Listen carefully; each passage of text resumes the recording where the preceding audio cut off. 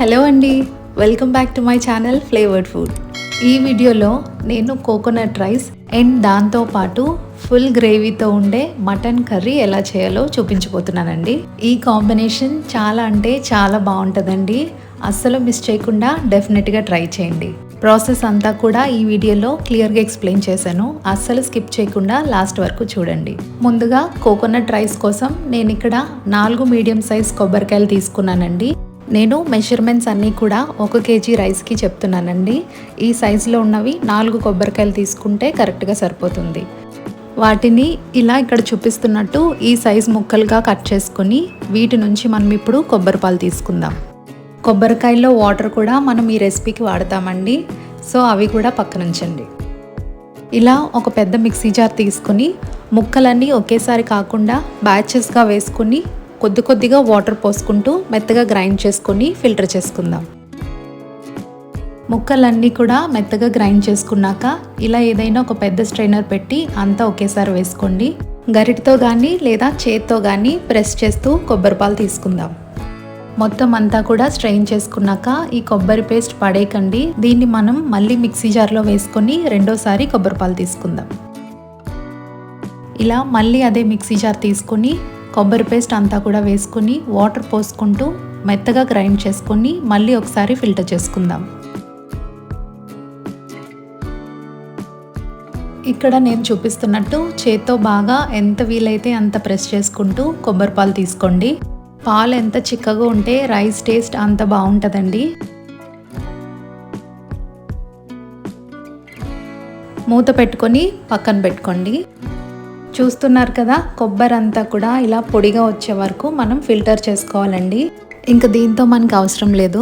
ముందు మనం curry process చూసేద్దాం. దీనికోసం నేను 1 కేజీ మటన్ తీసుకొని కొద్దిగా పసుపు అలాగే ఒక చెక్క నిమ్మరసం వేసుకొని నీట్గా కడిగి పెట్టుకున్నానండి. దీన్ని మనం ఇప్పుడు కర్రీ చేసుకుందాం. స్టవ్ మీద కుక్కర్ పెట్టుకొని 1/2 కప్ వరకు ఆయిల్ వేసుకుందాం. ఆయిల్ వేడయ్యాక ఇందులో 2.5 కప్పుల వరకు చిన్న ముక్కలుగా కట్ చేసిన ఉల్లిపాయలు వేసుకొని ఉల్లిపాయలన్నీ కూడా బ్రౌన్ కలర్ వచ్చే వరకు ఫ్రై చేసుకుందాం. నేను ఇక్కడ మీడియం సైజులో ఉన్న ఉల్లిపాయలు ఒక 4 తీసుకున్నానండి. ఉల్లిపాయలన్నీ ఫ్రై అయ్యేలోపు మనం ఒక పౌడర్ ప్రిపేర్ చేసుకుందాం. దానికి స్టవ్ మీద ఒక ప్యాన్ పెట్టుకొని 2 టేబుల్ స్పూన్ల వరకు ధనియాలు, 1/2 టేబుల్ స్పూన్ జీలకర్ర, 2 టేబుల్ స్పూన్ల వరకు జీడిపప్పు, ఒక 2 రెబ్బల కరివేపాకు, అలాగే 2 ఎండుమిర్చి వేసుకొని లో ఫ్లేమ్లో ఒక 4 నిమిషాలు వేయించుకుందాం. ఇవి వేగుతుండగా మంచి స్మెల్ వస్తుందండి. కలర్ కూడా చేంజ్ అవుతూ ఉంటుంది. ఈ స్టేజ్లో మనం స్టవ్ ఆఫ్ చేసుకొని ఇవన్నీ కూడా మిక్సీ జార్లోకి ట్రాన్స్ఫర్ చేసుకుందాం. వేడంతా కూడా తగ్గాక పౌడర్ చేసుకొని పక్కన పెట్టుకుందాం. ఇప్పుడు ఫ్రై అవుతున్న ఆనియన్స్లో ఒక 4 పచ్చిమిర్చి ఇలా స్లిట్ చేసుకొని యాడ్ చేసుకుందాం. ఈ 2 కూడా బాగా ఫ్రై చేసుకుందాం. ఇప్పుడు ఇందులో ఒక 1/2 టీ స్పూన్ వరకు పసుపు యాడ్ చేసుకొని ఆనియన్స్ అన్నీ కూడా బ్రౌన్ కలర్ వచ్చే వరకు ఫ్రై చేసుకోండి. అప్పుడే కలర్ అండ్ టేస్ట్ 2 బాగుంటాయి. తర్వాత ఒక 2 టేబుల్ స్పూన్ల వరకు అల్లం వెల్లుల్లి పేస్ట్ యాడ్ చేసి పచ్చివాసన పోయే వరకు ఫ్రై చేసుకోండి. నెక్స్ట్ ఇందులో మనం కడిగి పెట్టుకున్న మటన్ అంతా కూడా యాడ్ చేసుకొని ఒకసారి మిక్స్ చేసుకొని ఒక 5-6 నిమిషాలు హై ఫ్లేమ్లో పెట్టుకుని మగ్గించుకుందాం. ఇందులోనే తగినంత ఉప్పు కూడా యాడ్ చేసుకొని మటన్ అంతా కూడా ఆయిల్లో బాగా ఫ్రై చేసుకుందాం.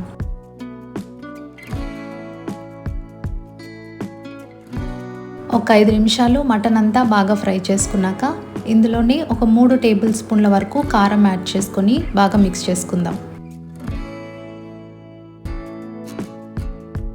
అలాగే మనం ఇందాక గ్రైండ్ చేసి పెట్టుకున్న ధనియాలు, జీలకర్ర పొడి, దాంతోపాటు ఒక 2 టీ స్పూన్ల వరకు గరం మసాలా కూడా యాడ్ చేసుకొని బాగా మిక్స్ చేసుకుందాం. ఈ స్టేజ్లోనే ఉప్పు, కారం కూడా చెక్ చేసుకొని తక్కువైతే యాడ్ చేసుకోండి. ఇప్పుడు ముక్కలు మునిగే వరకు బాగా మరిగిన నీళ్ళు యాడ్ చేసుకొని మూత పెట్టుకొని లో ఫ్లేమ్లో ఒక 6 విజిల్స్ వచ్చే వరకు కుక్ చేసుకుందాం. మీరు తీసుకున్న మటన్ క్వాలిటీని బట్టి మీరు కుక్ చేసుకోండి. మటన్ కుక్ అవుతూ ఉంటుందండి. ఈలోపు మనం రైస్ ప్రాసెస్ చూసేద్దాం. ఇక్కడ నేను 1/2 కేజీ మెజరింగ్ గ్లాస్ తీసుకుంటున్నానండి. దీంతో 2 గ్లాసెస్ వేసుకుంటున్నాను. అంటే ఓవరాల్గా నేను 1 kg రైస్ కుక్ చేస్తున్నాను. ఒకసారి ఈ రైస్ వాష్ చేసుకుని తీసుకుందాం. ఇప్పుడు అదే గ్లాస్తో ఒక 4 గ్లాసుల వరకు కొబ్బరి పాలు యాడ్ చేసుకుందాం.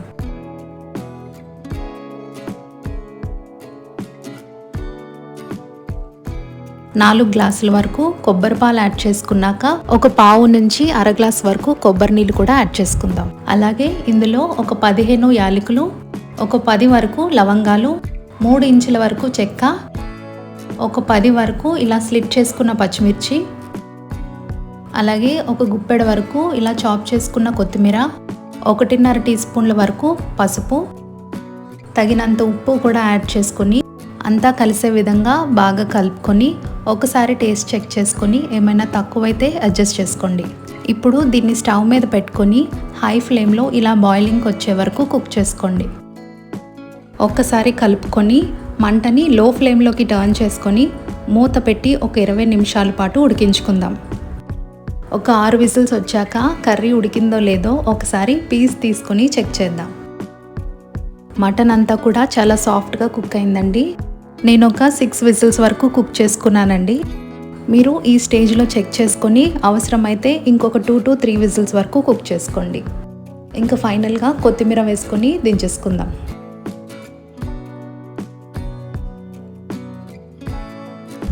ఒక 20 మినిట్స్ తర్వాత మనం ఒకసారి రైస్ చెక్ చేసుకుందామండి. రైస్ కూడా చాలా పర్ఫెక్ట్గా కుక్ అయింది. మనం ఎప్పుడైనా సరే ఈ రైస్ వండేటప్పుడు కొబ్బరి పాలు 1:2 రేషియోలో తీసుకొని ఇంకొక హాఫ్ గ్లాస్ వాటర్ కానీ కొబ్బరి పాలు కానీ లేదంటే కొబ్బరి నీళ్ళు కానీ యాడ్ చేసుకొని కుక్ చేసుకోండి. లేదంటే ఈ రైస్ చల్లారేపాటికి కొంచెం పలుకుగా ఉండిపోతుంది. అంతేనండి, మన tasty coconut rice and mutton curry ఒకేసారి రెడీ అయిపోయాయి. ఈ కాంబినేషన్ చాలా బాగుంటుందండి. డెఫినెట్గా ట్రై చేసి ఎలా వచ్చిందో నాతో షేర్ చేసుకోండి. ఇంకా మరిన్ని సింపుల్ అండ్ టేస్టీ రెసిపీస్ కోసం ఫ్లేవర్డ్ ఫుడ్ ఛానల్ని సబ్స్క్రైబ్ చేసుకోండి.